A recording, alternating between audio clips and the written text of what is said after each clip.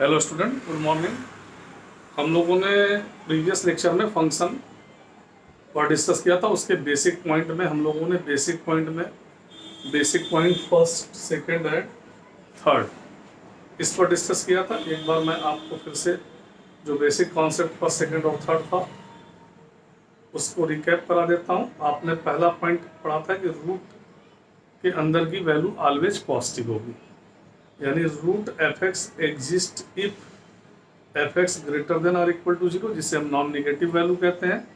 और आपने यह भी पढ़ा था कि अगर रूट के अंदर निगेटिव वैल्यू आ जाए तो फिर रूट का अपना एग्जिस्टेंस स्वतः समाप्त हो जाएगा और नए नंबर इमेजिनरी नंबर से वो पहचाना जाएगा। क्योंकि आपने जो इमेजिनरी नंबर की डिफरेंशियल पढ़ी है उसमें यही पढ़ा है कि square root of negative number is called imaginary number, यानी अगर रूट के अंदर निगेटिव नंबर है तो हम उसको इमेजिनरी नंबर कहेंगे, इसे आई से डिनोट करेंगे।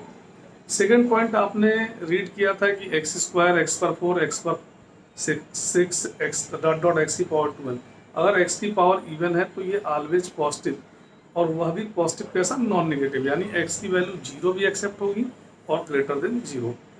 थर्ड पॉइंट आपने पढ़ा था कि जो एक्सपोनेंशियल फंक्शन होते हैं 2 की पावर एक्स, 3 की पावर एक्स, 4 की पावर एक्स, की पावर एक्स, की पावर एक्स, ये एक्सपोनेंशियल फंक्शन है, ये ऑलवेज पॉजिटिव होते हैं।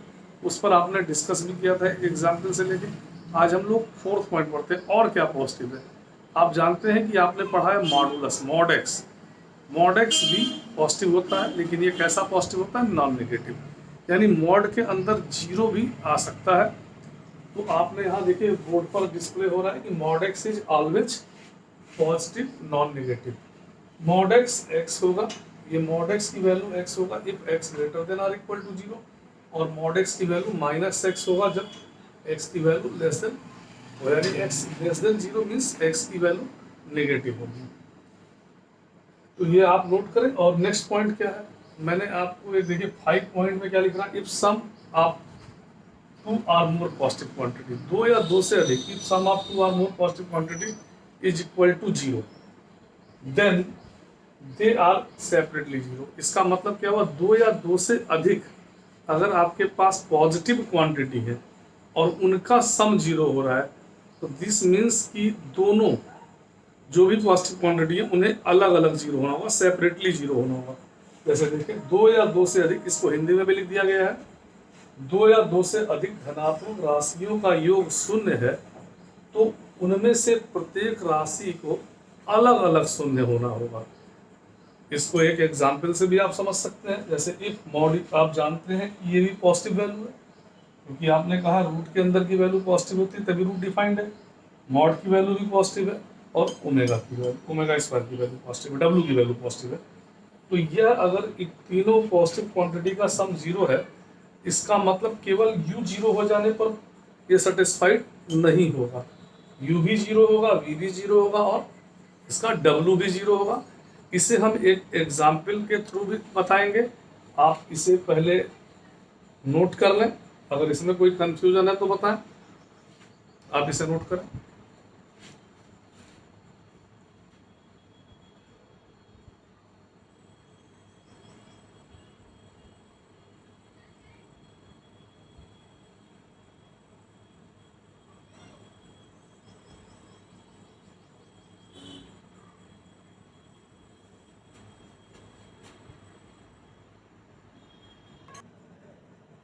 देखिए जो आपने पॉइंट 5 पढ़ा, if sum of 2 or more positive number equal to zero then they are separately zero, अगर दो या दो से अधिक धनात्मक संख्याओं का योग शून्य है और हमें वैल्यू फाइंड आउट करनी है तो उन जितनी भी संख्याएं हैं उनको अलग अलग जीरो होना चाहिए। इस पर एक एग्जाम्पल देखिए, suppose root X plus one plus root Y plus one equal to zero. अब आप यहाँ देख रहे हैं कि ये भी वैल्यू पॉजिटिव है और ये भी वैल्यू पॉजिटिव है, इसका मतलब दो पॉजिटिव नंबर का सम जीरो है। तो अगर दो पॉजिटिव नंबर का सम जीरो है तो इसका मतलब हो गया if root X plus one equal to zero, या X plus one equal to zero और Y plus one equal to zero, and आप जानते हैं रूट के अंदर की वैल्यू पॉजिटिव जीरो भी हो सकती है और मॉड के अंदर की वैल्यू भी जीरो हो सकती है। यहाँ से आपने क्या रिजल्ट निकाला, x equal to -1 and y equal to, suppose that ऐसे ले लें, y इक्वल टू 1, तो x की वैल्यू यहाँ 1 होगी और y की वैल्यू यहाँ -1 होगी। तो आप इसे नोट करें। और एक चीज और समझिएगा ध्यान से, अगर हमने यहाँ पर भी x ले लिया होता, y की जगह अगर x ले लेते तो हमें x की वैल्यू 1 मिलती और यहाँ x की वैल्यू -1 मिलती, तो हम कहते हैं नो सोल्यूशन। क्यों? क्योंकि एंड है, x की दो वैल्यू तब पॉसिबल होती है जब या लगा होता है। जैसे आप फैक्टराइज करते हैं और कोई ब्रैकेट आ जाए x -1 x -3, तो आप कहते हैं x -1 इक्वल टू 0, तो x की वैल्यू 1 भी हो सकती है और x की वैल्यू 3 भी हो सकती है वहाँ। लेकिन जब एंड होगा तो केवल एक ही वैल्यू सेटिस्फाइड करेगी। पर यहाँ पर हमने दो अलग अलग वेरिएबल लिया है, इसलिए x की वैल्यू -1 अगर पुट कर देंगे तो ये क्वांटिटी 0 हो जाएगी, और y की वैल्यू 1 पुट करेंगे तो ये क्वांटिटी 0 होगी। और लेफ्ट हैंड में अगर हम x और y की वैल्यू पुट कर दें तो हमें राइट हैंड साइड 0 आएगा जो सेटिस्फाइड करेगा। तो आपने इस प्रॉपर्टी का यूज किया। आइए अब नेक्स्ट प्रॉपर्टी देखते हैं, इसे आप नोट करें।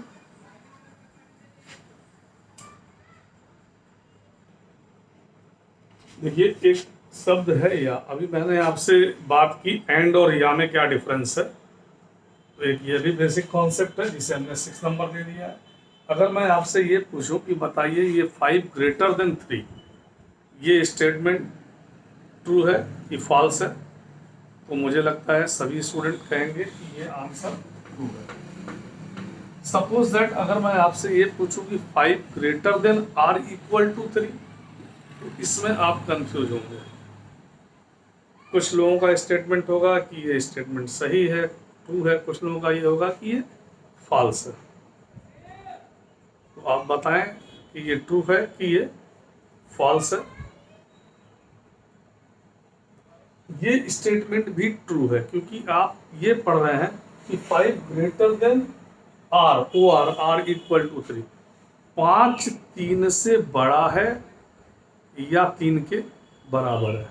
तो आप ये देख रहे हैं कि 5 जो है वो 3 से ग्रेटर है। तो अगर एक स्टेटमेंट सही है तो पूरा आंसर सही होगा। जैसे कोई किसी के घर जाए आप और वो पूछे आपसे कि चाय लेंगे या कॉफ़ी, तो अगर एक भी चीज़ मिल गई, चाय या कॉफ़ी में से कोई एक आपको मिल जाए तो आप सेटिस्फाइड है। जैसे क्वेश्चन आते हैं बोर्ड पेपर में, आपके एग्जाम में क्वेश्चन दिया है उसमें या लगा है ओ आर, आप 5वें क्वेश्चन में अगर ऐसा लिखा है कि इन दोनों में से कोई एक करिए या है, तो या में अगर आप कोई एक कर लेंगे तो वो आपकी काउंटिंग में आ जाएगा। तो इसलिए ये भी स्टेटमेंट सही है। और 3 greater than or equal to 3, 3 या तो 3 के बराबर है या 3 से बड़ा, बराबर तो है, बड़ा नहीं है, पर अगर एक कंडीशन भी सेटिस्फाइड होगी तो ये सही होगा। तो या में मैंने आपसे बताया, जैसे अगर आप ये देखें x -1 x -2 equal to 0, x की वैल्यू 1 भी होगी या x की वैल्यू 3 भी होगी, तो आप यहाँ पर कहेंगे या है। अगर एक भी वैल्यू आप रख देना, 1 भी रख दे तो भी 0 मिलेगा और 3 रख दे तो भी 0 मिलेगा। तो या में x के दो आंसर आ सकते हैं, लेकिन एंड में x के दो आंसर नहीं आएंगे। सपोज x +1 अभी आपने किया था और यहाँ देखें x -1 इक्वल टू 0, आपने कहा ये दो पॉजिटिव क्वांटिटी है, इन पॉजिटिव क्वांटिटी का सम अगर 0 है तो देन सेपरेटली 0, साइमल्टेनियसली ये अलग अलग 0 होगा। तो अगर x +1 को 0 करेंगे तो x की वैल्यू -1 एंड x -1 को 0 करेंगे तो x की वैल्यू 1। यहाँ ये एंड लगा, x का मान -1 भी हो और x का मान और या नहीं, और x की वैल्यू 1 भी होगी और x की वैल्यू, एक ही इक्वेशन में x की दो वैल्यू कब होगी, जब या की कंडीशन होगी।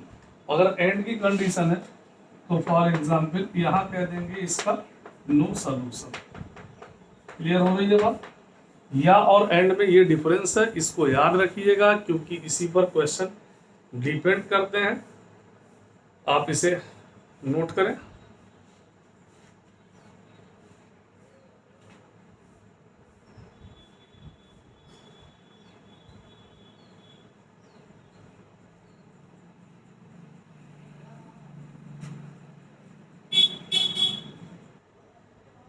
देखिए बेसिक कॉन्सेप्ट में आप पॉइंट 7 पर ध्यान देंगे। अगर आपको क्वाड्रेटिक इक्वेशन हो, क्वाड्रेटिक इक्वेशन को आप हिंदी में द्विघात समीकरण और शॉर्टकट में क्यूई कहेंगे, क्वाड्रेटिक इक्वेशन। अगर आपके पास एक क्वाड्रेटिक इक्वेशन है और ए नॉट इक्वल टू 0, तो आप जानते हैं कि डी हमारा डिस्क्रिमिनेंट होता है और D equal to B square minus 4ac होता है। ये आपने हाई स्कूल में रीड किया है। क्वाड्रेटिक इक्वेशन का अगर गुणनखंड नहीं होता है तो आप जानते हैं कि आप सिद्धाचार्य फार्मूला जो होता है x equal to minus B plus minus root में B square minus 4ac upon 2a से सॉल्व करते हैं, अगर फैक्टराइजेशन नहीं होता है तब। तो यही मैंने लिखा है कि क्वाड्रेटिक इक्वेशन का गुणनखंड ना हो तो सिद्धाचार्य सूत्र लगाएं, और सूत्र लगाएं, डी चेक करें, डी कैसा है, रियल है, इमेजिनरी है, डी चेक करें। अगर डी ग्रेटर देन 0 है, अगर डी ग्रेटर देन 0 है तो आप फार्मूले का यूज कर सकते हैं। क्यों? क्योंकि डी की value B square minus 4ac आती है।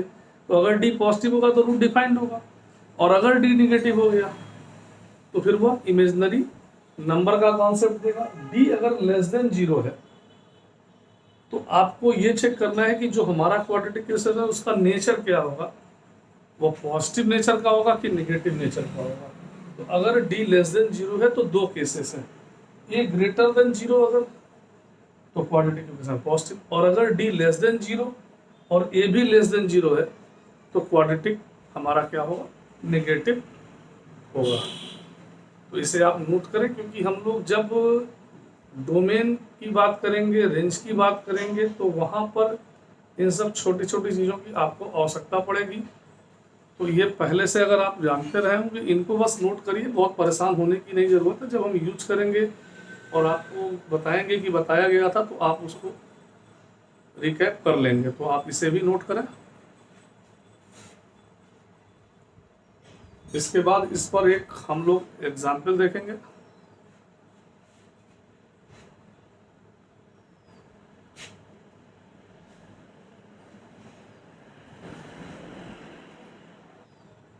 अभी आपने पॉइंट 7 में देखा कि क्वाड्रेटिक इक्वेशन को हम कैसे चेक करते हैं कि ये क्वाड्रेटिक इक्वेशन पॉजिटिव होगा कि नेगेटिव।